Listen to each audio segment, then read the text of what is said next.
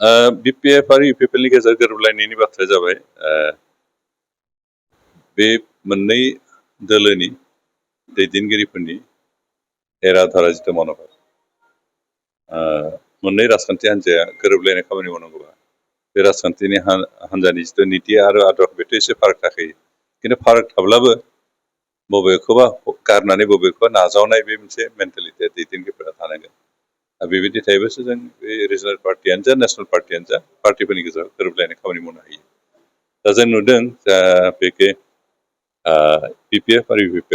UPPL आथ' खोब गोदान पार्टि खिन्थु BPF आ जथेस्थ' गोजाम पार्टि जाबाय दा थांनाय समफ्राव जों UPPL नि दैदेनगिरिफ्रा BPF नि दैदेनगिरिफोर सावरायबोदों सावरायनाय नुदों जे BPF नि दैदेनगिरि हिसाबै हाग्रामा महिलारिया बे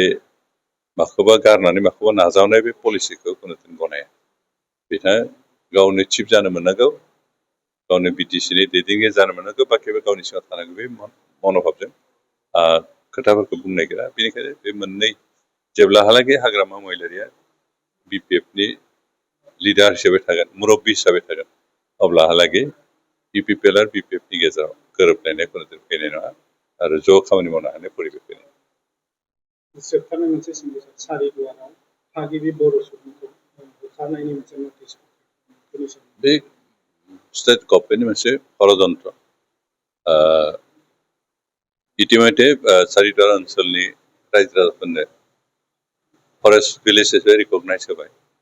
आरो हानि कागज पत्र होबाय बे हिसाबै एभिक्सन खालामनायनि बाथ्रा गैया बेखौ हयथ' किसुमान एसे सेल्फिश मन'भाबनि अफिसारफ्रा बा फरेस्ट एक्टनि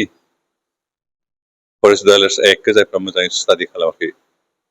आरो हयथ' किसुमान स्टाडि खालामनोबाबो पलिटिकेलि मटिभेटेड इन्टेनसन लानानै एभिक्सन अर्डार होनो हागौ बे खिन्थु साक्सेस खुनुदिन जानो हाया आरो बिथांमोनखौ एभिक्सन खालाममारोबा बिनि फिथाइया बिनि रिजाल्टआ मोजां जानाय नङा बेयाव अरायबो जोंनि गेजेराव असान्थि लाबोगोन दावराव दावसि लाबोगोन आरो सरकारा जुदि दावराव दावसिखौ लुबैदोंबा खालामथाय एभिक्सन